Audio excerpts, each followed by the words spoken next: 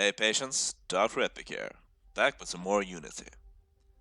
Today I wanted to talk about the explorable debris field of Mass Effect Andromeda known as H-047c, which I will in the following refer to as the asteroid for fairly obvious reasons.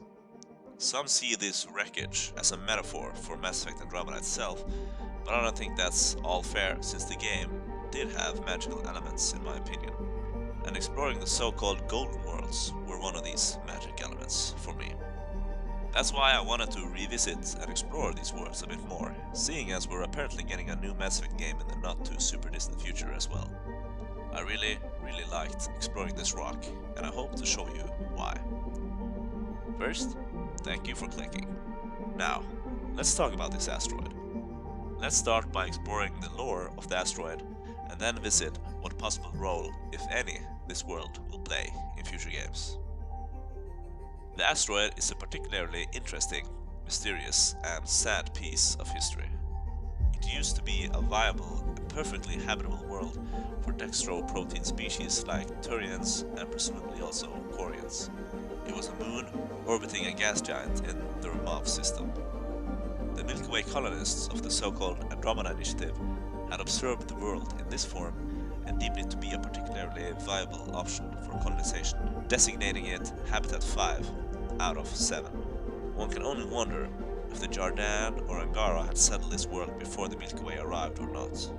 There is very little on this world now that can tell us how it used to look. One thing that is clear, however, is that this world is no more what it used to be. The asteroid is now just that, an asteroid and a debris field floating in the cold, radioactive vacuum of space. The world has no atmosphere, no magnetosphere, shielding from cosmic and solar radiation, as well as an average surface temperature of a negative 155 degrees Celsius or 247 negative degrees Fahrenheit. This is nearly twice as cold as the lowest recorded temperature on Earth, also known as being equivalent to the average Norwegian trip to the store. It's not for everybody. The soil on this airless rock is also beyond salvation in terms of being supportive of agriculture, due to the aggressive extraterrestrial radiation. I know what you're wondering, and I have to disappoint you. On this world, there is no data on how long its orbital period or years are, meaning Leonardo DiCaprio may be operating in the gray zone on this world in regards to the age of his previous paramour, but that is hardly anything new, I guess, so we'll just move on. It would appear that the asteroid didn't gradually disassemble into its current form in the span of 600 years. It would appear the change took place rather instantaneously and sudden. The cause of this change is largely believed to be the dramatic Scourge event, a cluster-spanning dark energy affecting phenomenon. The Scourge had given off debris that impacted the moon, and the mass of the debris had, through some manipulation of the mass effect, been altered to such extreme values that the debris impacted the moon with enough force to basically pulverize the entire celestial body. This is apparently one of the leading theories as to how the asteroid came to be. Traversal on the remaining asteroid surface will quickly demonstrate the impact of this event. Gravity has been lowered significantly from pre-Scourge values, allowing for long and high leaps as you make your way across the dead world. It is obvious the remains, now nothing more than a bunch of asteroids and debris, is incapable of supporting life, something the Turian colonization ark Natanus quickly discovered upon their arrival. All that remains is the silent atmosphere and the overarching endless night of space. The only notable good remaining quality of the asteroid is its bountiful helium-3 resources, as a result of the constant bombardment of extraterrestrial rays. This last part had made some people question whether or not the Scourge actually did do all this damage. As you can see, the asteroid is fairly far away from the Scourge. Some have taken this as proof that something else destroyed the planet. What it is simply scary to think about, as it must have been someone or something immensely powerful to pulverize a massive moon into dust. Could it have been the mysterious opposition, the Jardin, maybe even the Angara in their former days. The remnant vault on the asteroid is not completely a traditional one, but this could be due to the current conditions of the planet, logically. It is not known, though it is believed that the vault on the asteroid existed before the world's destruction.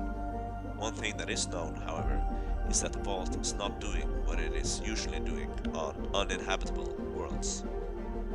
Usually, the vault makes moves to restore and improve ecosphere and viability of their worlds. In the asteroid's case, no such move is attempted. Instead, it accelerates growth of the common starship fuel, helium-3. Why does the vault do this?